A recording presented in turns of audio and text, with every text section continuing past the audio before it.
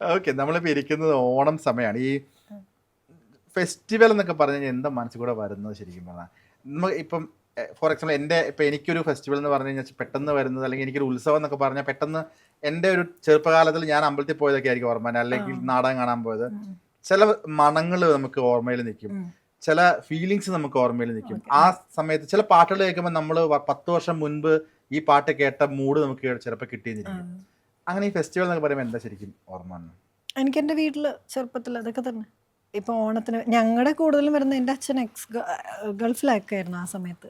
അപ്പം അച്ഛനില്ല മിക്ക ഫെസ്റ്റിവൽസിനും. ആ സമയത്തൊന്നും അച്ഛൻ അങ്ങനെ വരാൻ പറ്റാറില്ല. അപ്പം ഞങ്ങൾ അമ്മയും മക്കളും ഞങ്ങൾ തന്നെയാണ് ഏറ്റവും കൂടുതൽ സ്പെൻഡ് ചെയ്തിട്ടുള്ളത്. അപ്പോൾ അതൊക്കെ ഒരു എപ്പോഴും ആ സമയത്ത് ചെറിയ സങ്കടമൊക്കെ ആയിരുന്നു. എപ്പോഴും ഫെസ്റ്റിവൽ എന്ന് പറയുമ്പോൾ ആൾ വന്നില്ലല്ലോ, കുഞ്ഞിലേ ചോദിക്കുമല്ലോ, അച്ഛൻ വരില്ല, അന്നറിയില്ല അതിനെക്കുറിച്ച്. പിന്നെ പിന്നെ വലുതായപ്പോഴാണ് സിറ്റുവേഷൻസ് മനസ്സിലാകുന്ന, ലീവ് കിട്ടിയിട്ടുണ്ടാവില്ല, അങ്ങനെയൊക്കെ ഉള്ളത്. അപ്പോൾ ഇപ്പോഴും എന്തോ ഒരു മിസ്സിങ് ആണ് എപ്പോഴും ഒരു ഫെസ്റ്റിവൽ എന്ന് പറയുമ്പോൾ. അങ്ങനെ ഉണ്ടായിട്ടുണ്ട്. പിന്നെ അതിപ്പോൾ യൂസ് ടു ആയി വലുതാവും തോറും. പിന്നെ അത് നമുക്ക് ഓക്കെ, കുഴപ്പമില്ല, മനസ്സിലായി അങ്ങനെ. പക്ഷെ എന്നാലും നമ്മൾ പിള്ളേർ സെറ്റ് ആസ്വദിക്കുക എന്നുള്ളൊരു അത്രേ ഉള്ളൂ. ഉത്സവത്തിനൊക്കെ പോകുന്നൊക്കെ തന്നെ. ഉത്സവം, നാടകം കാണാൻ പോയിട്ടുണ്ട് ഞാൻ. വല്ലാത്തൊരു ഫീലല്ലേ ശരിക്കും? ഭയങ്കര ഫീലായിരുന്നു. ഇപ്പൊ അങ്ങനെയൊന്നും പോകലില്ലല്ലോ. ഫ്രീഡം അങ്ങനെ ഫ്രീഡത്തിന്റെ മാത്രമല്ല, നമ്മൾ അങ്ങനെ ഒരു ഇപ്പം അത് കുറഞ്ഞു, അത് പോയി കാണണം. ഇപ്പൊ ഞങ്ങൾ ഇടയ്ക്ക് ചിന്തിക്കും ഒന്ന് പോകണം. ഞാൻ ഈ അടുത്ത് ഈ കഥകളിയൊക്കെ കാണാൻ തൃപ്പൂണിത്തറയിലൊക്കെ, അത് കണ്ടിട്ടേ ഇല്ലല്ലോ. അങ്ങനത്തെയൊക്കെ ഇപ്പൊ കാണാൻ ഭയങ്കര ആഗ്രഹമുണ്ട്. അപ്പൊ അതൊക്കെ പോയി കണ്ടിരുന്നു ഇപ്രാവശ്യം ഉത്സവമൊക്കെ വന്നപ്പോൾ. പക്ഷെ ഇപ്പം അത്രയും ഫ്രീ ആയിട്ട് കാണാൻ നമുക്ക് എൻജോയ് ചെയ്യാൻ പറ്റില്ല. എവിടുന്ന ക്യാമറ ഉണ്ടെന്നും പറയാൻ പറ്റില്ല. അവിടെ ഉണ്ടായിരുന്നു ഓരോ ചാനലുകൾ. ആണോ? അപ്പൊ ഒരു ആസ്വദിക്കാനും പറ്റില്ല, അവിടെ നിന്ന് ക്യാമറ. പിന്നെ നമ്മള് ഞാൻ നേരത്തെ പറഞ്ഞ പോലെ എനിക്ക് ഒരു ഇതുവരെ കുഴപ്പമൊന്നും ഉണ്ടാക്കിയിട്ടില്ല. അപ്പം വലിയ കുഴപ്പമുണ്ടാവാറില്ല. ഇങ്ങനെ ടാറ്റയൊക്കെ പറഞ്ഞവരങ്ങ് പൊക്കോളും. ശല്യമില്ല. ഈ വൈകുന്നേരങ്ങളിൽ ഒരു 5-5:30 സമയത്ത് അമ്പലത്തിൽ നിന്ന് പാട്ട് വെക്കുന്നു, അല്ലെങ്കിൽ ഈ പ്രതിഷ്ഠയ്ക്ക് വേണ്ടിട്ട്, അല്ലെങ്കിൽ ആനകള് പോകുന്നു. വല്ലാത്തൊരു ഫീലാണ്. കാരണം എന്റെ തൃശ്ശൂരാണ് നാട്, പൂരങ്ങളുടെ നാടാണ്. അപ്പോൾ ഉത്സവ സമയത്ത് ഫുള്ള് തൃശ്ശൂർ പൂരത്തിനാണെങ്കിൽ ആറാട്ടുപുഴ പൂരം, അതൊക്കെ വലിയ ഫേമസ് ആയിട്ടുള്ള പൂരങ്ങളാണ്. അപ്പോൾ നമ്മുടെ വീടിന്റെ ഫ്രണ്ടിൽ കൂടെയാണ് എല്ലാ ആനകളും പോവാം. അപ്പം ഞാൻ ആനപ്രേമിയാണ്. ആന, അതാണ് എൻ്റെ ചെറുപ്പത്തിലൊക്കെയുള്ള ഓർമ്മ. ആന ഫ്രണ്ടിലൂടെ പോകുമ്പോൾ നമ്മൾ ഫുഡ് കൊടുക്കുന്നതും ഞാൻ എനിക്കിപ്പോഴും ഓർമ്മയുണ്ട് ആനയ്ക്ക് ഫുഡൊക്കെ കൊടുത്തത്. അപ്പം നമ്മളന്ന് കുഞ്ഞാണ്. അപ്പം എന്നെ എടുത്ത് കൊടുക്കുമ്പോൾ ഈ ഫുൾ കൈ പോവും വായിലേക്ക്, അത്രയും ചെറുതാണ് ഞാൻ. അപ്പൊ അതൊക്കെ ഭയങ്കര ഓർമ്മ, ഇപ്പോഴും ഓർമ്മയുണ്ട്. ബാസ്റ്റ്യൻ എന്ന് പറഞ്ഞ ഒരു ആന ഉണ്ടായിരുന്നു.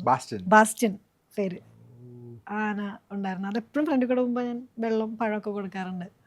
അത്ര മെമ്മറി എനിക്ക് ഭയങ്കര ഇഷ്ടമാണ്. ആനപ്രേമിയാണ്. എനിക്ക് ആന ഭയങ്കര ഇഷ്ടമാണ്. എവിടെ കണ്ടാലും പോയി ആനയുടെ അടുത്ത് പോയി നിന്ന് ഫോട്ടോ എടുക്കാൻ പേടിയില്ല. ആനനെ ഭയങ്കര ഇഷ്ടമാണ്. തൃശ്ശൂരുകാരുടെ ഒരു അതിന്റെ എന്തെങ്കിലും ചെറുപ്പത്തിലെ ഫോട്ടോസ് ഒക്കെ ഉണ്ടോ ഈ ആനക്ക്? ഇല്ല, അന്ന് ഫോട്ടോ ഒന്നും ഇല്ല. ഫോട്ടോ ഒന്നും അങ്ങനെയല്ല, അന്നൊന്നല്ല, അന്ന് ഫോട്ടോ എടുക്കാനുള്ളൊരു ഇതൊന്നും ഉണ്ടായിരുന്നില്ല. മൊബൈൽ അങ്ങനെ സെൽഫി അതൊന്നും ഇല്ലല്ലോ. എന്നൊക്കെയാണ് ഞാൻ സെൽഫി ഒക്കെ എടുത്തത്. ഇന്നുണ്ട് കുറെ ആനകളുടെ കൂടെ. ഇപ്പോഴും ഈ ആനാന്ന് കേൾക്കുമ്പോൾ ഉള്ളൊരു ഒരു വികാരം തന്നെയാണ്. ആന ഒരു എന്താണെന്നറിയില്ല, ഒരു ഭയങ്കര ഒരു പോസിറ്റീവ് ആനനെ കാണുമ്പോൾ. എന്തെന്നില്ലാത്തൊരു പോസിറ്റിവിറ്റി ആനനെ കാണുമ്പോൾ. ഇത് ഞാൻ ചോദിച്ചോട്ടെ, കുറച്ചാൾ മുൻപ് ഈ ആനകളെ ഉത്സവത്തിന് എഴുന്നള്ളിക്കുന്നതുമായി ബന്ധപ്പെട്ട് ഒരുപാട് ഡിബേറ്റ്സും ചർച്ചകളൊക്കെ നടന്നിട്ടുണ്ടായിരുന്നു. അതായത് അപ്പം ആനപ്രേമികൾ ആനയ എന്ന് പറയുന്ന ഒരു ജീവിയെ അല്ലെങ്കിൽ മൃഗത്തെ കാലും കൈയും കെട്ടിയിട്ട് ഈ ചൂടിൽ കൊണ്ടുവന്ന് നിർത്തി അവരങ്ങ് ആഘോഷിക്കുകയാണ് അവരുടെ ആനപ്രണയം. പക്ഷെ ആ മൃഗത്തിന് അത് എന്തോരം ദ്രോഹമാണ് ചെയ്യുന്നത്. കാട്ടിൽ മേഞ്ഞടക്കേണ്ടതിനെ ഇങ്ങനെ കൂച്ചുവലം കിട്ടി ഇത്രയും ചെണ്ടമേളത്തിന്റെയും അല്ലെങ്കിൽ വെടിക്കെട്ടിന്റെയും നടുക്ക് കൊണ്ട് നിർത്തിയിട്ട് ഇവര് കിടന്ന് ആർപ്പ് വിളിക്കുകയാണ്.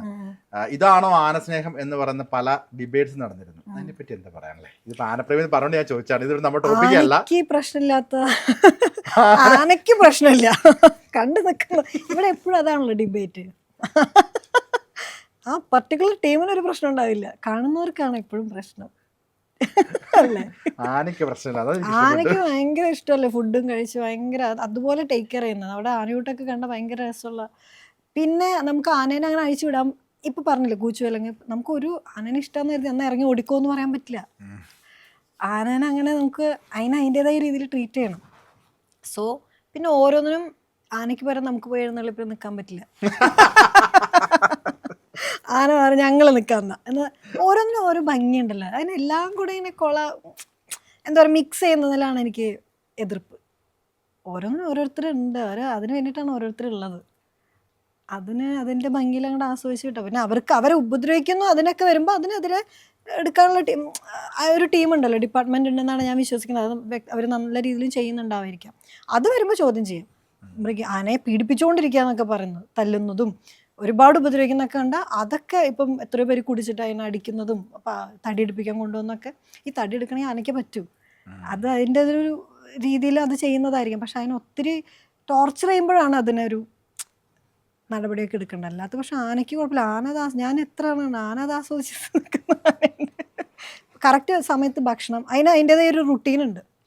ആനയ്ക്ക് ദേഷ്യം വരുന്നത്, അല്ലെങ്കിൽ ആനയ്ക്ക് വിശക്കുന്ന, അല്ലെങ്കിൽ ആനയ്ക്ക് ഇറിറ്റേഷൻ വരുന്ന സംഭവങ്ങളൊക്കെ ഉണ്ട്. അതൊക്കെ മനസ്സിലാക്കുന്ന പാപ്പന്മാരും അതിനൊക്കെ ഉണ്ടെങ്കിൽ നല്ലതാണ്. അതൊന്നും വലിയ പ്രശ്നമില്ല എന്നാണ് ഞാൻ. ആനയ്ക്കില്ലാത്ത പ്രശ്നം നിങ്ങൾക്ക്? ഞാൻ തമാശയായിട്ട് കാര്യം പറയട്ടെ. എനിക്ക് മനസ്സിലായ അതിഥി പറയുമ്പോൾ ഞാൻ ഇങ്ങനെ ഒബ്സർവ് ചെയ്യേണ്ട എനിക്ക് മനസ്സിലായ സീനാണെന്നറിയാം.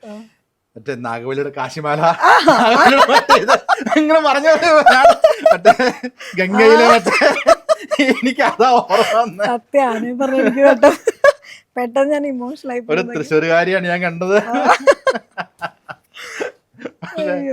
എനിക്ക് ആ ഒരു ഫീലിംഗ് മനസ്സിലാവുന്നു. അല്ല, ഞാനത് അങ്ങനെ വിശ്വസിക്കാൻ ഇഷ്ടപ്പെടുന്നത്. ഈ നമ്മളിപ്പോ പെട്ടെന്നൊരു ആനയെ കണ്ട ഇത് ഏത് ആനയാണെന്ന് പറയാൻ പറ്റും? ഫേമസ് ആയിട്ടുള്ള ആനകളൊക്കെ ആണെന്നുണ്ടെങ്കിൽ അങ്ങനെ അത്രയും തിരിച്ചറിയാൻ? അല്ലല്ല, അത് കുറച്ചൊക്കെ തെറ്റി പോകാറുണ്ട്. എനിക്ക് അതായത് ഒരു ആനയായിട്ടും ഒരുപാട് നേരം നിന്ന് ഞാൻ അതിനെ കണ്ടു കഴിഞ്ഞാൽ ഓക്കെ. എനിക്കിപ്പോ രാജേന്ദ്രനെ എവിടെ വെച്ച് കണ്ടാലും, മനുശ്ശേരി രാജേന്ദ്രൻ ഉണ്ട് ഒരാന, ആനയെ കണ്ടെങ്കിൽ പെട്ടെന്ന് മനസ്സിലാവും. കാരണം അതിന്റെ രൂപമൊക്കെ കുറച്ച് ഡിഫറെന്റ് ആണ്. മനുശ്ശേരി രാജേന്ദ്രൻ നല്ല കൊമ്പുള്ള ഒരു ആനയാണ്. അത് ഇവിടെ വരിക്കാശ്ശേരി മന ആ ഭാഗത്ത്. അപ്പൊ അവരിപ്പോ ഒരു എഴുന്നള്ളിപ്പിനൊക്കെ പോകുമ്പോ കാണുമ്പോ എനിക്ക് മനസ്സിലാവും അങ്ങനത്തെ.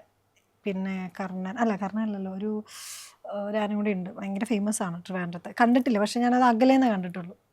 ആളെ കാണാന്ന് പറയുന്നത് നമ്മൾ വലിയ ഈ ആനകൾക്കൊരു ഫാൻസ് ടീമുകളൊക്കെ ഉണ്ട്. അവര് നമ്മുടെ നാട്ടിലെ വലിയ സൂപ്പർ സ്റ്റാർസിനെ പറയുന്ന പോലെ ഉണ്ട് ആനകൾക്ക്, അങ്ങനെയൊക്കെ ഉണ്ട്. ഞാൻ കണ്ടിട്ടുള്ളത് അതൊക്കെ ഭയങ്കര അതുപോലെ ഒരു ആനനെ കാണാൻ പറ്റില്ല. നമ്മൾ പറഞ്ഞല്ലോ എനിക്ക് രജനീകാന്തിനെ കാണാൻ പറ്റിയില്ല എന്ന് പറഞ്ഞ പോലെ ആനനെ കാണാൻ പറ്റിയില്ല, അങ്ങനെയൊക്കെ ഉണ്ട്. ആനപ്രേമി എന്ന നിലയ്ക്കാണ്, ക്ഷമിക്കുക. നമ്മുടെ ഓഫീസിൽ ഒരു ആനപ്രേമി ഉണ്ട്. അവൻ ഇതുപോലെ തന്നെ ഇടയ്ക്കിടയ്ക്ക് ഇരിക്കുമ്പോ ഇങ്ങനെ കണ്ടാ ഇത് ആന, അവന് ഈ ആനപ്രേമി എന്ന് വെച്ച് കഴിഞ്ഞാൽ നമ്മുടെ എഡിറ്ററാണ് ആക്ച്വലി. അവന് 10-30 ആനകളെ കോർഡിനേറ്റ് ചെയ്ത് പല സ്ഥലത്തേക്ക് വിടുന്ന അതും കൂടെ ഒരു സൈഡായിട്ടുണ്ട്. അപ്പൊ എല്ലാ ഭീകരമായിട്ട് അവന് ഈ ആന സ്നേഹം ഞങ്ങളുടെയൊക്കെ കളിയാക്കുകയും ചെയ്യും. പുതിയ കഥയൊന്നും ഇല്ല, ആനന് ദത്തെന്നാണ് അവന്റെ പേര്. ഇപ്പം നമ്മൾ ഇപ്പൊ ഫെസ്റ്റിവലും പറഞ്ഞു, ഇപ്പൊ അച്ഛനെ ഒക്കെ മിസ് ചെയ്തിരുന്നു ഫെസ്റ്റിവൽ സമയത്തൊക്കെ പറഞ്ഞു. ഇപ്പം ആ സമയത്ത് എപ്പോഴും നമ്മൾ ഫാമിലിയാണ് നമുക്ക് എല്ലാം മേടിച്ചുകൊണ്ട് തരുന്നത്. ഇപ്പൊ ചെറിയൊരു 10 രൂപയുടെ കളിപ്പാട്ടമാണെങ്കിൽ പോലും നമുക്കൊന്ന് അത് നിധിയാണത്. ചെറിയൊരു എമൗണ്ടിന്റെ എല്ലാവരും കിട്ടുക എന്നുള്ളതാണ്. ഇപ്പം അതിനൊക്കെ ശേഷം നമ്മൾ വളർന്നു വലുതാവുന്നു, നമ്മൾ ഒക്കെ എന്താണ് സ്വന്തമായിട്ട് സമ്പാദ്യം വരുന്നു. ഈ തിരിച്ചച്ഛനും അമ്മയ്ക്കും ഒരു അവരെയും കൊണ്ടൊരു നമുക്കിത് കടപ്പാടെന്നല്ല ഞാൻ പറഞ്ഞത്, അവർക്ക് ഇങ്ങനെ ഹാപ്പിനെസ് കൊടുക്കാൻ വേണ്ടി അതിയുടെ ഭാഗത്തു നിന്ന് വന്ന ഫസ്റ്റ് അപ്പൊ ആദ്യമായിട്ടൊരു സെലിബ്രിറ്റി അല്ലെങ്കിൽ ആദ്യമായിട്ട് അതിഥി സമ്പാദിക്കുന്ന ഒരു എമൗണ്ട് കയ്യിലേക്ക് വരുന്നു. അച്ഛനും അമ്മയ്ക്കും വേണ്ടി അതിഥി ചെയ്ത ഏറ്റവും എക്സൈറ്റഡ് ആയിട്ട് അതിഥി ചെയ്ത ഒരു കാര്യം അവര് വെഡിങ് ആനിവേഴ്സറിക്ക് റിംഗ് എക്സ്ചേഞ്ച് അതാണ് ചെയ്തത്. അതിന് മുന്നേ നമ്മൾ ഓരോന്നൊക്കെ മിക്കപ്പോഴും ഞാൻ കിട്ടുന്ന കൊണ്ട് കൊടുക്കാറുണ്ട്. അങ്ങനെയൊക്കെയായിരുന്നു തുടക്കം.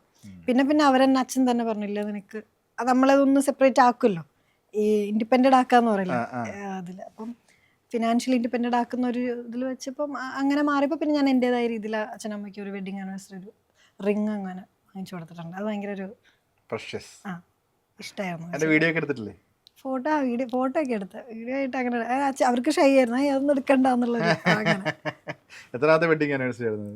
അതാ 24ാമത്തെ വെഡിങ് ആനിവേഴ്സറി. ഓക്കെ.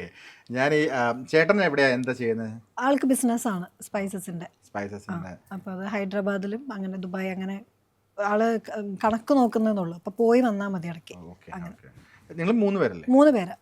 ചേച്ചിയുണ്ട്, ചേട്ടൻ, പിന്നെ ഞാൻ. ചേച്ചി എവിടെയാണ്? ചേച്ചി മാരീഡ് ആണ്, 2 കുട്ടികൾ, ഹൗസ് വൈഫായിട്ട് ഇരിക്കുന്നു. മ്യൂസിക് ടീച്ചറൊക്കെ ആയിരുന്നു, ഇപ്പോൾ കംപ്ലീറ്റ്ലി വീട്ടിലെ ടീച്ചറാ. അതാണ് ഏറ്റവും വലിയ ജോലി. അത് വലിയ ജോലിയാന്ന് പറഞ്ഞു. അതിഥി പാടില്ലേ? ഇല്ല, ഞാനും അച്ഛനൊക്കെ മറ്റേ ബാത്റൂം സിംഗർ. അമ്മ, ചേട്ടൻ, ചേച്ചി അവര് 3 പേരാണ് സിംഗേഴ്സ്. ബാത്റൂമിലാണെങ്കിലും പാടുന്നത് പാട്ട് തന്നെയുള്ളൂ. അത് പാടാൻ ആരും കേൾക്കില്ലല്ലോ, അതല്ലേ ബാത്റൂം സിംഗർ എന്ന് പറയുന്നത്. ഇത്രയും കോൺഫിഡന്റ് ആയിട്ട് പാടാൻ പറ്റും. ആ എക്കോല് പാടാൻ ഇത്ര നമ്മുടെ ശബ്ദം ബെറ്റർ ആയിട്ട് ബെറ്റർ ആയിട്ടും ഫീൽ ചെയ്തു. കോൺഫിഡന്റോട് കൂടി പാടാൻ പറ്റുന്ന ബാത്റൂം. എന്റെ നാട്ടിലൊരു ഇപ്പൊ ഞാൻ എന്ത് പറഞ്ഞു ഇതൊക്കെ കണക്ട് ആയിട്ട് എനിക്ക് തന്നെ പറഞ്ഞിട്ടുണ്ട്. അതായത് പറഞ്ഞു ഇപ്പം എന്റെ നാട്ടിലൊരു ശെൽവ പ്രസാദ് എന്ന് പറഞ്ഞിട്ടുണ്ട്. അവനിപ്പോ തൃശ്ശൂർ സെറ്റിൽ ചെയ്തേക്കാം. ഇവൻ ഇടയ്ക്കിടയ്ക്ക് വരും. അല്ലെങ്കിൽ ഞാൻ പാടിയ പാട്ടാണ്. എന്ന് വെച്ചാൽ നമ്മുടെ അടുത്ത് ഒഴിഞ്ഞ ഒരു കമ്പനി ഉണ്ട്. ഈ പ്ലേറ്റ് ഉണ്ടാക്കുന്ന കമ്പനിയായിരുന്നു. വീടിന്റെ ഫ്രണ്ടിൽ ഒരു പാടത്തിന്റെ കാര്യത്തിലെ കമ്പനി. ഈ കമ്പനി കമ്പനി പൂട്ടിപ്പോയി കഴിഞ്ഞപ്പോൾ അത് വെറുതെ കിടക്കുക. ഒരു വലിയൊരു ഹാളാണ്. ഇതിന്റെ നടുക്ക് പോയിട്ട് പാടും. അപ്പൊ ഇതിങ്ങനെ എക്കോടിയും. അപ്പൊ യേശുദാസ് തോറ്റു പോലെ ശബ്ദം കേട്ട് കഴിഞ്ഞാൽ അത് വെച്ചിട്ട് ഞങ്ങളൊക്കെ വെച്ചു ഇവൻ ഇത്ര നന്നായിട്ട് പിന്നെയാണ് നമുക്ക് മനസ്സിലായി എക്കോടെ സൗന്ദര്യം നമ്മൾ കേൾക്കണത്. അതുപോലെ എക്കോ ഇട്ട് പാടിക്കഴിഞ്ഞാൽ ഞാൻ നന്നായി പാടാല്. പിന്നെ പാട്ട് വെച്ച് കൂടെ പാടാൻ നന്നായി പാടും. എനിക്ക് ഏറ്റവും ഇഷ്ടം പാടാൻ ഇപ്പൊ കാറിലിരുന്നിട്ടാ. കാറിൽ പാട്ട് വെച്ചിട്ട് അത് എപ്പോഴും ഡ്രൈവ് ചെയ്യുമ്പോൾ ചേട്ടനും ഞാനും പോകുമ്പോ ഞാൻ ലിറിക്സ് വയ്ക്കും, പാട്ട് വയ്ക്കും. ഭയങ്കര ഇഷ്ടമാണ് കാറിൽ പാട്ട് പാടിപ്പോവാൻ. അത് സ്ഥിരം പരിപാടിയുണ്ട് ഈ കാറിൽ. കാരണം നമ്മുടെ പിച്ച് ഔട്ടൊന്നും അറിയില്ല. കാറിൽ നല്ല രസമാണ് പാടാൻ. എല്ലാ കുരുത്തക്കേടും ചേട്ടനുണ്ടെന്ന് തോന്നുന്നല്ലേ? അതെ, എല്ലാത്തിനുണ്ട്. ഈ കാറിൽ പോകുമ്പോ ചിലവർ വളരെ മെലോഡിക് ആയിട്ട് പാട്ട് വെക്കും. ചിലവര് മറ്റേ ഗില്ലിക്കകത്ത് ഇങ്ങനെ അതൊക്കെ ഉണ്ട്. ഏത് അത് വരുമ്പോ നമ്മുടെ സ്പീഡ് കൂടും. പിന്നെ പാട്ട് ഭയങ്കരമായിട്ട് നമ്മളെ ഇൻഫ്ലുവൻസ് ചെയ്യും. ഒരു മെലഡീസ് വെക്കുകയാണെങ്കിൽ പയ്യെ ഡ്രൈവിംഗ് ശ്രദ്ധിച്ച് അറിയാൻ പറ്റും. പയ്യെ ഡ്രൈവിംഗ് ഒന്ന് സ്ലോ ഡൗൺ ആവുന്നൊക്കെ കാണാം. അർജുൻ അൽവില്ലൊക്കെ വെച്ച് കഴിഞ്ഞാൽ ഞാൻ വച്ചിടുമ്പോ എന്റെ വൈഫ് പറയും ആ പാട്ട് വേണ്ട മാറ്റി. എനിക്ക് പെട്ടെന്ന് എത്തണം എന്ന് പറയുമ്പോൾ ഞാൻ പറയും ചേട്ടാ എനിക്ക് പെട്ടെന്ന് എത്തണം. അപ്പൊ ഞാൻ ഈ പാട്ടിൽ ഞാൻ ചേഞ്ച് ചെയ്യും. അപ്പൊ അതിനനുസരിച്ച് പോകും. നൈസായിട്ട് പാട്ട് മാറുമ്പോ അതിനനുസരിച്ച് സ്പീഡ് കൂടും. അത് ഫുഡ് ഹാബിറ്റ്സ് ഒക്കെ എങ്ങനെ ശരിക്കും? നോൺ അടങ്ങിയേ തീരുള്ളൂ, ഫിഷ് വേണം? ഇല്ല, അങ്ങനെയില്ല, നിർബന്ധമില്ല. ഫുഡ് ഇത് വേണം, അതുണ്ടെങ്കിലേ കഴിക്കൂ. ഒരു നേരം എന്തായാലും എനിക്ക് ഉച്ചയ്ക്ക് ചോറ് വേണം, അങ്ങനെ എന്തെങ്കിലും? ചോറ് ഇഷ്ടമാണ്, അത് ഉച്ചയ്ക്ക് ചോറ് കഴിക്കും. പക്ഷെ കറികൾ അങ്ങനെ ഇന്നത് വേണം നിർബന്ധം. എനിക്ക് ഒരു കറി ഉണ്ടായി എല്ലാവരും പറഞ്ഞു കേൾക്കും, പല കറികൾ, പല സെറ്റ് ഓഫ് കറികളും ചോറൊക്കെ കഴിക്കാൻ ഓരോരുത്തർക്ക് ഇഷ്ടം. എനിക്ക് ചോറും ഒരു കറി ഉണ്ടെങ്കിൽ ഞാൻ ഒരു കറി എടുക്കത്തുള്ളൂ. എനിക്ക് അങ്ങനെ കഴിക്കാനേ പറ്റാറുള്ളൂ. എനിക്ക് എല്ലാം കൂടെ മിക്സ് ചെയ്താൽ എനിക്ക് കഴിക്കാൻ പറ്റില്ല. എല്ലാം കൂടെ കണ്ടാൽ ഞാൻ ഇങ്ങനെ എനിക്ക് വേണ്ടത്. ഓരോ ഫംഗ്ഷനൊക്കെ മുമ്പ് എനിക്ക് മൊത്തത്തിൽ മടുക്കും. പക്ഷെ എനിക്ക് അമ്മ ഉണ്ടാക്കുമ്പോൾ ഞാൻ ഒറ്റ കറി മാത്രം സെപ്പറേറ്റ് എടുത്ത് ചോറ് കഴിക്കാൻ ഭയങ്കര ഇഷ്ടം. അങ്ങനത്തെ ബെഡ്റൂമിൽ കൊണ്ടുപോയിരുന്ന് കഴിക്കുക, ടിവിയുടെ മുമ്പിൽ പോയി ഇരുന്ന് കഴിക്കുക, അടുക്കളയിൽ ഇരുന്ന് കഴിക്കുക, ആ കൂട്ടത്തിലാണ്. ഒരിക്കലും നമ്മൾ ഡൈനിങ് ടേബിളിൽ ഇരുന്ന് കഴിക്കുന്നത് വളരെ അപൂർവമാണ്. അത് ഡൈനിങ് ടേബിളിൽ തന്നെ ഉണ്ടെന്ന് കഴിക്കും. അല്ല, ഡൈനിങ് ടേബിളും പിന്നെ സെറ്റിൽ ടി വി കാണുമ്പോൾ ഇരുന്ന് കഴിക്കും. ബെഡ്റൂമിലേക്ക് ഫുഡ് കൊണ്ടുപോകാൻ അങ്ങനെ സമ്മതിക്കാറില്ല. പറ്റുമായിരുന്നു, പക്ഷെ സമ്മതിക്കില്ല. നമുക്ക് അത് സെലിബ്രിറ്റിയാണ് പുറത്തുള്ള. ഈ വീട്ടിൽ ശരിക്കും പറഞ്ഞാൽ മോളാണ്. ഇപ്പം എന്തെങ്കിലും അറിയുമ്പോൾ ഒരു അടി കൈക്കട്ട കിട്ടിയിട്ടുണ്ടോ അമ്മയുടെ ഭാഗത്തുനിന്ന്? ഇപ്പൊ ഇല്ല, ഇപ്പൊ കുറെ നാളായിട്ട് അമ്മ നല്ലപോലെ അടിച്ച് വളർത്തി 3 പേരാ ഞങ്ങള്. 3 പേര് നല്ലപോലെ ആവശ്യത്തിന് വഴക്കും അതിന്റെയൊക്കെ ഒരു പാമ്പറിങ് ശരിക്കും അച്ഛനായിരിക്കും പലപ്പോഴും. അച്ഛൻ പാമ്പർ ചെയ്യും. ഞാൻ അച്ഛന്റെ ഉണ്ണിമോളാണ്. അപ്പം അത് അതിന്റെ ഇതുണ്ട്, പാമ്പറിങ്. അമ്മയുണ്ട്, നന്നായിട്ട് കൊഞ്ചിക്കും, എല്ലാം ഉണ്ട്, മിക്സ്ഡ് ആണ് അവിടെ. എല്ലാം ഒന്നിനും ഒരു കുറവൊന്നുമില്ല. പക്ഷെ അടി കിട്ടണത് അടിയും തരും. അതിനും ഒരു അമ്മയുടെ പേര് ഗീത. ഓക്കെ. ഈ നമ്മൾ ടി വി കണ്ടുകൊണ്ട് ചോറിനെന്ന് പറഞ്ഞാൽ ചോദിച്ചാൽ നമ്മൾ ഈ എല്ലാ ഒട്ടുമിക്ക ആളുകളും ഈ ഉച്ചപ്പടങ്ങൾ എന്ന് പറയുന്ന ഒരു കൂട്ടം സിനിമകളുണ്ട്. ചിലപ്പോൾ ഒരു 90കളിലെ സിനിമകളായിരിക്കാം, ഒരു ദിലീപ് സിനിമകളായിരിക്കാം, ലാലേട്ടൻ, ജയറാമേട്ടൻ്റെ ഒക്കെ പടങ്ങളായിരിക്കാം. ആ കൂട്ടത്തിൽ തന്നെ പെടുന്ന ഒരു വ്യക്തിയാണ്. അയ്യോ, ഞാനും എൻ്റെ ചേട്ടനും ഞങ്ങള് കറക്റ്റ് ആണ്. എനിക്ക് സിനിമ വേണം ഭക്ഷണം കഴിക്കുമ്പോൾ. എനിക്കും അതെ. ആ സിനിമ കാണുകയാണെങ്കിൽ നമുക്ക് ഭക്ഷണം കഴിക്കാൻ തോന്നും. വിശപ്പും കറക്റ്റ് ആയിരിക്കും. പഴയ സിനിമകൾ നമ്മൾ അറിയാതെ 90കളിലെ സിനിമ, അതായത് ദിലീപേട്ടൻ്റെ, ലാലേട്ടൻ, ജയറാമേട്ടൻ്റെ അവരുടെ സിനിമകൾ ഭയങ്കര ഇഷ്ടമാണ്. പിന്നെ ഈ ലേറ്റസ്റ്റ് സി ഡി മൂസ് എന്നൊക്കെ പറയാം. പിന്നെ സി ഡി മൂസ് ഒക്കെ വെട്ടൊക്കെ ഒരു ലോഡ് ടൈം കണ്ടിട്ടുള്ള സിനിമ. അതുപോലൊക്കെ ക്യാരക്ടേഴ്സ് ചെയ്യണമെന്ന് ആഗ്രഹമില്ല ശരിക്കും. ശരിക്കും പറഞ്ഞാൽ അതിഥി രവി എന്ന് പറയുന്ന ആക്ട്രസിനെ ശരിക്കും മലയാള സിനിമയിൽ ടെക്നീഷ്യന്മാർ അത്രയും ഒരു കാലിബർ യൂസ് ചെയ്തിട്ടുണ്ടോ? അങ്ങനെ റോള് ഐ മീൻ 100% തൃപ്തിയാണോ കരിയറിലാണോന്ന് ചോദിച്ചാൽ ഹാപ്പിയാണ് ഞാൻ. തൃപ്തിയാണോ ചോദിച്ചാൽ എനിക്കറിയില്ല. അത് പിന്നെ ആരും ആവില്ല. നമുക്ക് ഓരോ കഥാപാത്രങ്ങൾ ഇനിയും ചെയ്യണമെന്ന് പറയില്ല. ഞാൻ ഹാപ്പിയാണ്, അതിന് കുറവില്ല. പക്ഷെ ഈ പറഞ്ഞ പോലെ തൃപ്തി, ഒരുപാട് നല്ല കഥാപാത്രങ്ങൾ ചെയ്യണം, അത് പോരണം കഴിഞ്ഞാൽ നമുക്ക് ഇനിയും ചെയ്യണം തന്നെയല്ലേ തോന്നുള്ളൂ. തൃപ്തി ഉണ്ടാവുന്ന ഒരു ആക്ടേഴ്സ് ഉണ്ടാവണമെന്നില്ല എനിക്ക് തോന്നുന്നു, ആരും ഉണ്ടാവില്ല. അപ്പം അങ്ങനെ നോക്കുമ്പോൾ ശരിയാ, തൃപ്തിയല്ല. ഇനിയും ഒരുപാട് നല്ല കഥാപാത്രങ്ങൾ, എനിക്ക് നല്ല സിനിമകൾ ചെയ്യണം എന്ന് തന്നെയാണ് ആഗ്രഹം. ഈ ഒരുപാട് സൗഹൃദ വലയങ്ങളുണ്ടാവും. ഈ സൗഹൃദ വലയങ്ങളിലൊക്കെ നമ്മൾ ഇപ്പം നമ്മൾ ഇന്റർവ്യൂ തുടങ്ങുന്നതിന് മുന്നേ സുരാജേട്ടൻ തന്നെ എൻ്റെ കാര്യം നമ്മൾ സംസാരിച്ചപ്പോൾ അത് തന്നെ കോട്ട് ചെയ്ത് വരാം. സുരാജേട്ടൻ പറഞ്ഞിട്ടുണ്ട് അവസരങ്ങൾ ചോദിച്ചു മേടിക്കാറുണ്ടെന്ന് പറഞ്ഞിട്ടുണ്ട്. ഒരു എന്തിനും മമ്മൂക്ക അവരെ അതിഥി എങ്ങനെ സുഹൃത്തുക്കളോടൊക്കെ അവസരങ്ങൾ അങ്ങനെ ചോദിച്ചിട്ട് നല്ലൊരു ക്യാരക്ടർ എനിക്ക് ഇന്ന രീതിയിൽ നീ എഴുത് അല്ലെങ്കിൽ അങ്ങനെയൊക്കെ പറയാൻ പറ്റുന്ന സൗഹൃദങ്ങളുണ്ടോ? എങ്ങനെയാണ് സൗഹൃദങ്ങൾ സിനിമയിൽ? അങ്ങനെ സൗഹൃദങ്ങളില്ല ഇപ്പൊ. ഞാൻ പക്ഷേ കുറച്ച് പേര് നമുക്ക് വേണ്ടിയിട്ട് അല്ലെങ്കിൽ ഒന്ന് രണ്ട് നമ്മൾ ടീമപ്പ് ചെയ്തൊക്കെ വർക്ക് ഇപ്പം പ്ലാൻ ചെയ്യുന്നൊക്കെ ഉണ്ട്, നല്ല സിനിമകൾ. അപ്പോൾ എനിക്കും പ്ലാൻ ഉണ്ട്, നല്ല ചെയ്യുമ്പോൾ നല്ല ഇതിൽ ചെയ്യണം, അങ്ങനെയുണ്ട് ഇപ്പോൾ. അതിപ്പോൾ ഈ അടുത്തൊക്കെ ആയിട്ട് വന്നതാണ്, നമ്മളിലേക്ക് വന്നു ചേർന്നതാണ്. ഞാനായിട്ട് പക്ഷേ തേടിപ്പോയതുമല്ല.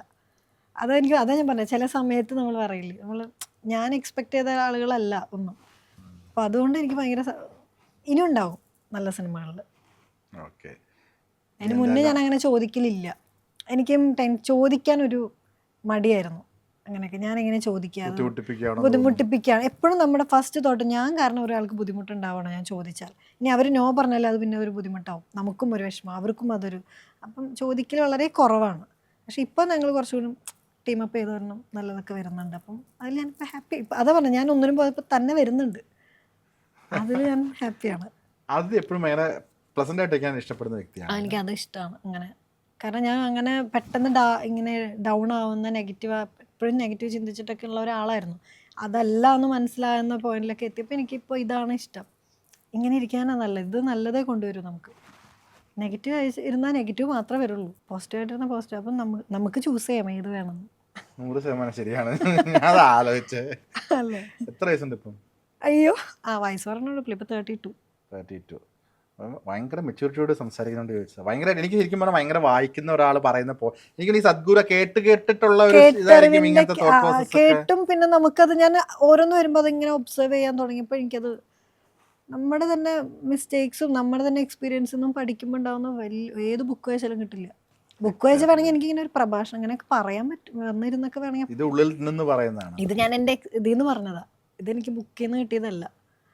ബുക്ക് വായിച്ച് പറയുന്നത് എളുപ്പമാണ്, അതിന് ഇത്തിരി അത്യാവശ്യം അതിലൊരു സ്കില്ല്, വായിക്കാനുള്ള ഒരു ക്ഷമയും പിന്നെ ആ ഒരു സ്കില്ല് ഉണ്ടായാൽ മതി സംസാരിക്കാൻ. പക്ഷെ അത് ഉള്ളിൽ നിന്ന് വരുന്നതാണ് ഏറ്റവും. അങ്ങനെ ഉണ്ടായ നല്ലതായിരുന്നു. ഞാൻ ഇപ്പോഴും ശ്രമിച്ചുകൊണ്ടിരിക്കുന്നതാണത്. അങ്ങനെ ഈ ഒരു നടി എന്ന രീതിയിൽ സ്വയം പുതുക്കുന്നത് എങ്ങനെ ഇവോൾവ് ചെയ്യുന്നത്? ഇപ്പം ആദ്യത്തെ സിനിമയിലെ ഇപ്പം ആംഗ്രി ബേബീസിലെ ആ ഒരു ക്യാരക്ടർ ആരിക്കില്ലല്ലോ ഈ 10-ാം മുളയിൽ വന്നിരിക്കുമ്പോൾ. അലമാരയിലെ ഒരു കഥാപാത്രം ആരിക്കില്ല നേരിൽ വന്നത്.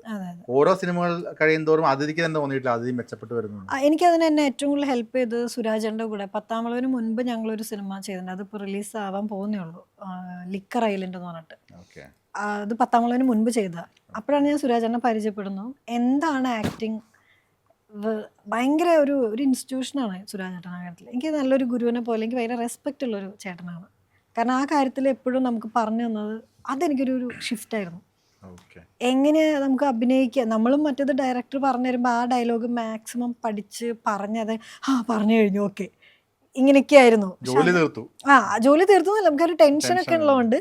ഇപ്പം അങ്ങനെയല്ല, അത് എന്താണ് ആ ക്യാരക്ടർ എന്താണെന്ന് മനസ്സിലാക്കി ചെയ്യുമ്പോൾ ഉണ്ടാകുന്നൊരു ഫീല് ഭയങ്കര രസമാണ്. അതെനിക്ക് സുരാജേട്ടനാണ് ആ ഒരു ടിപ്പും കാര്യങ്ങളൊക്കെ പറഞ്ഞു തന്നത്, ഭയങ്കര ഹെൽപ്ഫുള്ളായിരുന്നു. അതെനിക്ക് 10-ാം മുളവിലും ഭയങ്കര ഒത്തിരി ഹെൽപ്പ് ചെയ്തിട്ടുണ്ട്. ആ സിനിമയ്ക്ക് അല്ല അതുവരെ അപ്പം ഈ ഒരു പ്രോസസ്സ് തന്നെ അല്ല, ഡയറക്ടർ എന്ത് പറയുന്നു അത് ചെയ്യാം, നമ്മൾ മാക്സിമം ചെയ്യും, ഇല്ലെന്നല്ല. എന്നാലും അതിൻ്റെ ഒരു ഡെപ്ത് അറിഞ്ഞ് ചെയ്യാന്ന് പറയുന്നത്, കാരണം ലിക്രയിൽ കുറച്ചും കൂടി നല്ല അത്യാവശ്യം നമുക്ക് വളരെ ഡെപ്ത് ഏറിയ ഒരു ക്യാരക്ടറുണ്ട്. അപ്പോൾ അതിന് സുരാജ് ഒത്തിരി ഹെൽപ്പ് ചെയ്തിട്ടുണ്ട്. അപ്പോഴാണ് എനിക്ക് മനസ്സിലായത് എങ്ങനെയാണ് ഒരു കഥാപാത്രത്തെ, അതിപ്പോൾ ചെറുതാണെങ്കിലും ത്രൂ ഔട്ട് വേണമെന്നില്ല സിനിമയ്ക്കകത്ത് ഒരു ആക്ടറെ ഡിഫൈൻ ചെയ്യാൻ. ചെറുതാണെങ്കിലും അതിനെ എങ്ങനെ എത്രത്തോളം അതിൽ ഡീപ്പായിട്ട് കാണാൻ പറ്റുന്നു എന്നുള്ളതാണ് ശരിക്കും ഒരു ആക്ടർ ഇരിക്കുന്നത്. അപ്പോൾ അതിനുശേഷം എനിക്കിഷ്ടമായി എന്ത് റോളാണെങ്കിലും. ഇതാണ് ഞാൻ ഇപ്പോൾ ചെയ്തുകൊണ്ടിരിക്കുന്നത്. എന്താണെങ്കിലും അതിൽ മാക്സിമം മാക്സിമം അതെന്താണ് ആ ക്യാരക്ടർ, അതിന് മുമ്പ് എന്തായിരിക്കും, എങ്ങനെയായിരിക്കും ആ ക്യാരക്ടർ പെരുമാറുക, അതൊക്കെ സുരാജേട്ടനാണ് എപ്പോഴും പറഞ്ഞിരിക്കുന്നത്. ഒരു ക്യാരക്ടർ വരുമ്പോൾ അവർക്കൊരു ബാക്ക് സ്റ്റോറി ഉണ്ടെന്ന് നമ്മൾ വെറുതെ ചിന്തിക്കണം എന്ന്. അതെനിക്കറിയില്ലായിരുന്നു. ഞാൻ വന്ന് ഇപ്പം ഒരു IT വർക്ക് ചെയ്യുന്ന ഒരു ലേഡിയാണെങ്കിൽ ഞാൻ അപ്പം തന്ന ഡയലോഗിനനുസരിച്ച് വരും അവൾ എന്തൊക്കെയായിരിക്കും എന്നൊക്കെ വെറുതെ പറഞ്ഞു തരുമ്പോഴാണ് അത് ഭയങ്കര അത് നല്ലൊരു എക്സ്പീരിയൻസ് ആയിരുന്നു എനിക്കത്. ഒരു ഇപ്പം നമ്മൾ ഒരു സിനിമയിൽ അഭിനയിക്കാൻ വരുന്നു, ഷോട്ട് പറഞ്ഞു തരുന്നു, അസോസിയേറ്റ് നിന്ന് ഷോട്ട് പറഞ്ഞു തരുന്നു, നമ്മൾ അതിനുശേഷം ടേക്കിന് വിളിക്കുന്നു. ടേക്കിന് വിളിക്കുമ്പോൾ മാത്രമാണോ ഇതിനെപ്പറ്റി ചിന്തിക്കുന്നത്, അതെയോ പ്ലാൻ ചെയ്യും ഉള്ളിൽ കൂടെ, ഉള്ളിലൊരു പ്രോസസ്സ് നടക്കുന്നുണ്ടാവും, ഇതിങ്ങനെ പറയാം അല്ലെങ്കിൽ ഇങ്ങനെ മാറ്റാം, അങ്ങനെ ഒരു പ്ലാനിങ് ഉള്ളിൽ നടക്കുന്നുണ്ടോ, അതോ ലാലേട്ടൻ പറയുന്ന പോലെ എന്നെ വരുന്നു വിളിക്കുന്നു ഞാൻ ചെയ്യുന്നു പോകുന്നു, അത് തന്നെ വരുന്നു, അത് അങ്ങനെയാണ്, ഏതാണ് ആ പ്രോസസ്സ്? ഒത്തിരി ഇങ്ങനെ ഡീപ്പായിട്ടിരുന്ന് തലേദിവസം മുതലേ അതിന് പ്ലാൻ ചെയ്ത് അങ്ങനെയൊന്നുമില്ല. നമ്മൾ വന്നു കഴിഞ്ഞാൽ എനിക്ക് ഏറ്റവും കൂടുതൽ എന്നെ ഇഷ്ടപ്പെടുന്ന ആ ക്യാരക്ടർ, ഇപ്പം നമ്മൾ വന്ന് കോസ്റ്റ്യൂം മാറുമ്പോൾ തൊട്ട് എനിക്ക് ഭയങ്കര, അപ്പോഴാണ് എനിക്ക് ഫീൽ ചെയ്യാറ് കൂടുതലും ക്യാരക്ടറിലേക്കായി. അതങ്ങനെ ഞാൻ ചേഞ്ച് അതായെന്നുള്ളതല്ല, പക്ഷെ അത് ഭയങ്കര ഹെൽപ്പ് ചെയ്യുന്നുണ്ട്. അങ്ങനെ മാറി ഞാൻ അതിലേക്ക് ക്യാരക്ടറായിട്ട് ഇരിക്കുക എന്നുള്ളതല്ല, നമുക്ക് തരുന്ന വേഷങ്ങൾ ഒത്തിരി നമ്മളെ ഹെൽപ്പ് ചെയ്യും ക്യാരക്ടർ ആവാനായിട്ട്. അപ്പം മുതൽ നമ്മളൊന്നുകൂടി ശ്രദ്ധിക്കും എന്താണ് എങ്ങനെയാണെന്നുള്ളതൊക്കെ, അതിനനുസരിച്ച് ചെയ്യാറ്. അത് നമ്മൾ ഓൾമോസ്റ്റ് പല കാര്യങ്ങളും സംസാരിച്ചു. ഇനി സംസാരിക്കാനുള്ള ഒരു ടോപ്പിക് എന്ന് പറഞ്ഞു കഴിഞ്ഞാൽ പ്രണയം, കല്യാണം ഒക്കെയാണ്. ഇപ്പം അതിഥിയുടെ പ്രണയം ഉണ്ടായിട്ടുണ്ടാവാം, ഓക്കെ, അല്ലെങ്കിൽ അതെന്തു ആയിക്കോട്ടെ. നമുക്കിപ്പോൾ നമ്മുടെ ഒരു ആദ്യ പ്രണയം എന്ന് കൂട്ടിക്കും, അല്ലെങ്കിൽ നമ്മൾ ഇപ്പോൾ കടന്നു പോകുന്നതിൽ നമുക്കൊരു പ്രണയമുണ്ട്. അപ്പോൾ ആ പ്രണയത്തിന് നമ്മൾ എടുക്കുന്ന എഫേർട്ടുകൾ, ആ പ്രണയത്തിന് വേണ്ടി നമ്മൾ ചിലവാക്കുന്ന സമയം, നമ്മൾ എത്രത്തോളം അവരുമായിട്ട് അടുക്കുന്നു എന്നുള്ള ഇതൊക്കെ നമുക്ക് കിട്ടുന്ന ഒരുപാട് തിരിച്ചറിവുകളുണ്ട്. ഒരു പ്രണയ തകർച്ചയ്ക്ക് ശേഷം നമുക്ക് വീണ്ടും ഒരു പ്രണയത്തിലേക്ക് കിടക്കുമ്പോൾ, അല്ലെങ്കിൽ വീണ്ടും ഒരു പ്രണയം ഉണ്ടാകാനുള്ളൊരു സാധ്യത വരുമ്പോൾ ഇതിൻ്റെ ഒരു ഹാങ് ഓവർ എപ്പോഴും നമുക്ക് ഉള്ളിലുണ്ടാവുക. കാരണം അത്ര എഫേർട്ട് നമ്മൾ ഇവിടെ എടുക്കുമോ, നമുക്ക് കിട്ടിയ അനുഭവങ്ങളൊക്കെ അത് വെച്ചിട്ടായിരിക്കില്ല നമ്മൾ ഇനിയൊരു പ്രണയത്തിലേക്ക് കയറുക. എന്താണ് അതിൻ്റെ ഒരു പ്രണയം, ഉണ്ടായിരുന്ന പ്രണയം, ഇപ്പോഴത്തെ സ്റ്റാറ്റസുകൾ എന്തൊക്കെയാണ്? അല്ല, പ്രണയം ഉണ്ടായിട്ടുണ്ടോയെന്ന് ചോദിച്ചാൽ സത്യം പറഞ്ഞാൽ പ്രണയമാണെന്ന് തോന്നുന്നത് എന്തോ അതായിരുന്നു എനിക്കുണ്ടായിരുന്നത്. റിയൽ പ്രണയമാണോ ചോദിച്ചാൽ അല്ല, പ്രണയം അതല്ല. അതിപ്പോൾ എനിക്കറിയാം, ഞാൻ പ്രണയിച്ചിട്ടില്ല, ഞാൻ ഇനിയായിരിക്കും പ്രണയിക്കുക. ഇപ്പം എനിക്കൊരു പ്രണയമുണ്ട് എന്നോട്. സെൽഫ് ലവ്, അതാണ് ഏറ്റവും വലിയ കാര്യം. ഞാൻ ഇനി നല്ല പോലെ പ്രണയിക്കും. കാരണം നമ്മൾ പ്രണയത്തിലാണെങ്കിൽ നമുക്ക് നമ്മളോട് തന്നെ ഇഷ്ടം ഉണ്ടാവണം. ഒരാളുടെയും കുറ്റവും അതല്ല, നമുക്ക് നമ്മളെ ഇഷ്ടപ്പെടാൻ തോന്നുകയാണെങ്കിൽ നമ്മൾ പ്രണയത്തിലാണ്. നമ്മളോട് തന്നെ പ്രണയത്തിലാണ്.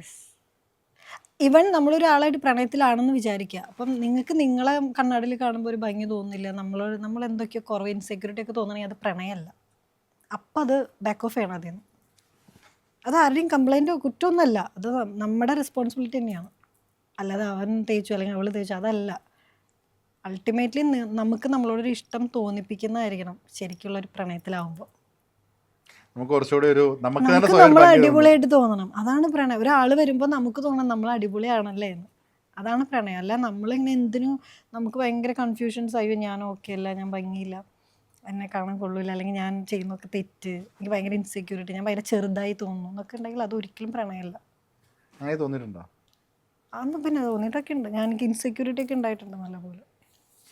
ഉണ്ടായത് പ്രണയം അല്ലെന്ന് പിന്നീടാണ് തിരിച്ചത്. അത് പ്രണയമല്ല, പക്ഷെ അത് നമുക്ക് അങ്ങനെ അതൊരു കംപ്ലൈൻറ്റ് പോലെ പറയാൻ എനിക്ക് താല്പര്യപ്പെടുന്നില്ല. അത് എൻ്റെ റെസ്പോൺസിബിലിറ്റി അല്ലേ, ഞാൻ എങ്ങനെ കാണണം എന്നുള്ളത്. ഒരാളെപ്പോഴും അതൊരു ഒരു കൂട്ടായിരിക്കണം പ്രണയം, അല്ലാതെ ഫുൾ നമ്മളൊരു ഗിവറായിട്ടോ അല്ലെങ്കിൽ ഇങ്ങോട്ടും എടുക്കുന്ന പോലെ അങ്ങനെയല്ല.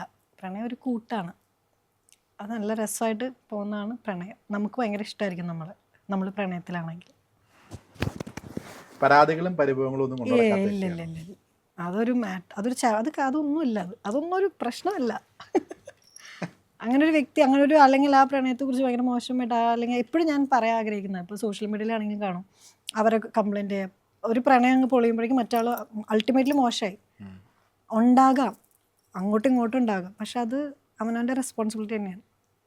കുറ്റപ്പെടുത്തൽ അങ്ങനത്തെ ഇല്ല, താല്പര്യപ്പെടുന്നില്ല, അങ്ങനത്തെ അതിൻ്റെ ആവശ്യമില്ല. അത് റിഗ്രറ്റ്, കുറ്റബോധം, അങ്ങനത്തെ ഫീലിംഗ് ഇല്ല, റിഗ്രറ്റ് ഇല്ല, ഒന്നിനോടും ഇല്ല. കാരണം എന്തെങ്കിലും നമുക്കൊരു മിസ്റ്റേക്ക് ഉണ്ടെങ്കിൽ ഞാൻ അത് സോൾവ് ചെയ്യാൻ ശ്രമിക്കുന്ന ഒരാളാണ്. സോൾവ് ചെയ്തിട്ട് ഞാൻ അടുത്തേക്ക് പോകുള്ളൂ. അപ്പൊ പിന്നെ എന്തിനാ റിഗ്രറ്റ്? ഇനിയൊരു പ്രണയം, ഇനിയൊരു കല്യാണം, അല്ല സോറി കല്യാണം,